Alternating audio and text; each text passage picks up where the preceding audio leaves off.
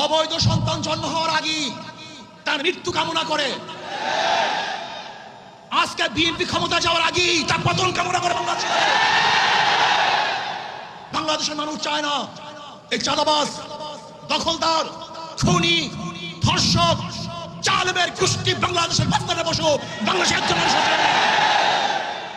আমি ঘুমাতে পারি নাই ওই দৃশ্য দেখ, আল্লাহর কসম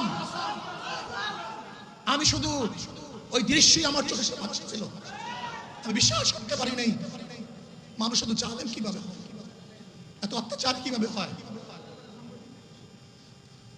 জালেমের গোষ্ঠী, খুনির গোষ্ঠী। শোনো, এক আবু সাইদের হত্যায় আওয়ামী লীগের মসনাদকে ধ্বংস করে ফেলেছে। লিখে রাখো, 100 হত্যায় বিএনপির মসনাদ তসনাদ হয়ে গেছে।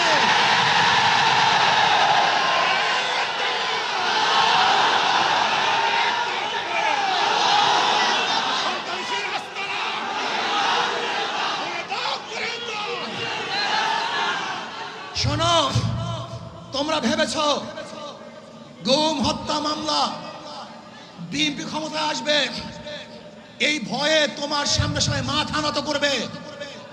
শিয়াল মাথা নত করতে পারে, ইঁদুর তোমার সামনে মাথা নত করতে পারে, লুবিরা তোমার সামনে মাথা নত করতে পারে, দুর্নীতিবাজরা তোমার পায়ের মধ্যে তৈলমার্জন করতে পারে।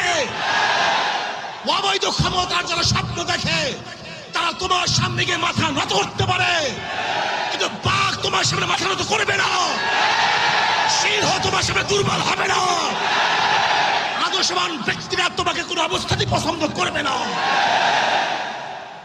ভাইরা আমার, আমি মানুষের বিবেক দেখছি।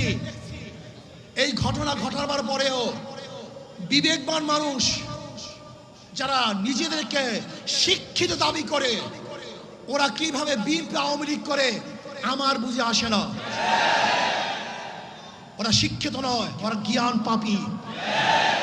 জ্ঞান পাপী ছাড়া এই দুর্নীতিবাজ, ধর্ষক, খুনিদের সাথে কোন মানুষের সম্পর্ক থাকতে পারে না। আমি মনে করি এই আওয়ামী লীগ বিএনপি যারা করে তারা সবাই ধর্ষকের সমর্থক, খুনের সমর্থক, চাঁদার সমর্থক, দখলদারি সমর্থক। কোন ভদ্র মানুষ যাদের মধ্যে ভদ্রতা আছে, আদর্শবান যারা আদর্শ লালন করে, যারা জাতিকে মুক্তি দিতে চায়, এই বাংলাদেশকে গোটা দুনিয়ার সামনে উঁচু করতে চায়, তারা কোনো অবস্থাতে আওয়ামী লীগ বিএনপি করতে পারে না। আজকে আমরা বিবি খাড়া হয়ে গেছি।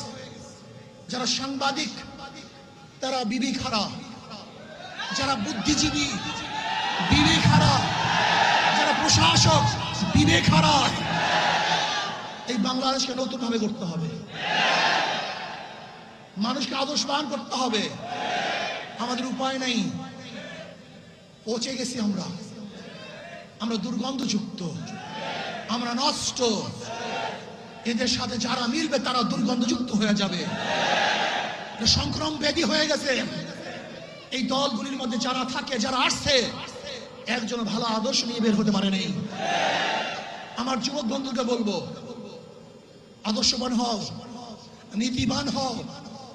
এই দেশকে বিনির্মাণ করতে হবে, এই দেশকে গড়তে হবে, মানুষকে আশ্রয় দিতে হবে, জুলুম মুক্ত দেশ করতে হবে, চাঁদা মুক্ত দেশ করতে হবে, সন্ত্রাস মুক্ত দেশ চাই।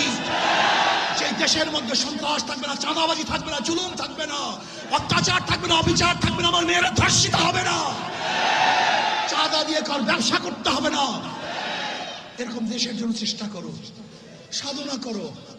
ইনশাআল্লাহ ইসলামী আন্দোলন বাংলাদেশ পারবে এই দেশকে একদিন সম্প্রীতিতে মুক্তি দিতে। আলহামদুলিল্লাহ ইসলামী দলগুলো ঐক্য হচ্ছে। আশা করি ইনশাআল্লাহ ইসলামের নামে একটা বাক্স আমরা দিতে পারি, তাহলে বেঈমানরা বুঝবে, খুনিরা বুঝবে, ধর্ষকরা বুঝবে, চাঁদাবাজরা বুঝবে।